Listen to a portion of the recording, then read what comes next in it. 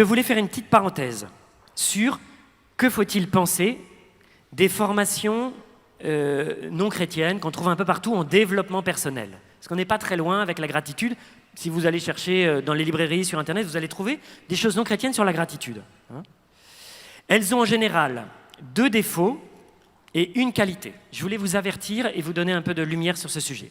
Je commence par la qualité. Quelle est la qualité de ces formations qui cherchent à nous améliorer, si on résume? Je vais aller gros traits, mais c'est pour vous donner des repères. La qualité, c'est qu'elles sont en général concrètes et très pratiques.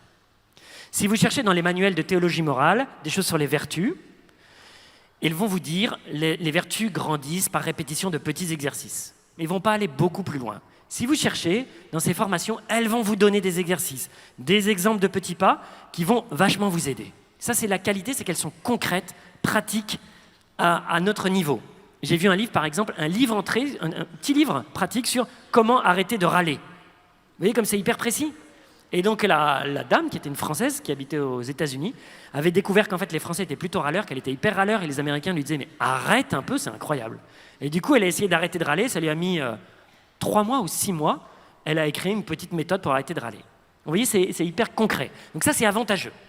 Par contre, ces méthodes ont en général 2 problèmes graves. Premièrement, premier défaut, elles sont en général pélagiennes, c'est-à-dire volontaristes.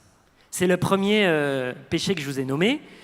Elles vous vendent de la transformation personnelle sans mettre Dieu dedans. C'est normal parce qu'elles sont faites par des gens non-croyants. Et elles vous disent, en gros, faites des efforts, ça va marcher. Et il n'y a plus de la place pour Dieu. Alors c'est très très gênant parce que ça nous fait vivre dans une illusion qu'on peut se sauver nous-mêmes. Et ça, c'est très gênant. Donc, premier défaut majeur, elles sont pélagiennes.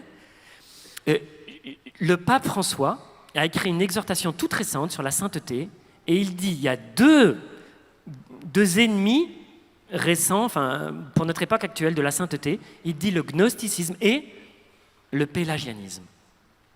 C'est son exhortation sur la sainteté, au numéro 49 et suivant, à partir de 47, il parle d'une volonté sans humilité.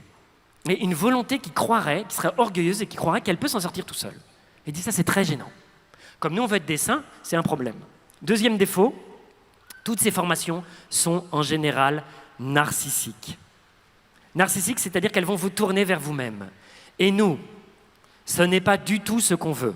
On veut apprendre de plus en plus à se tourner vers Dieu et vers les autres.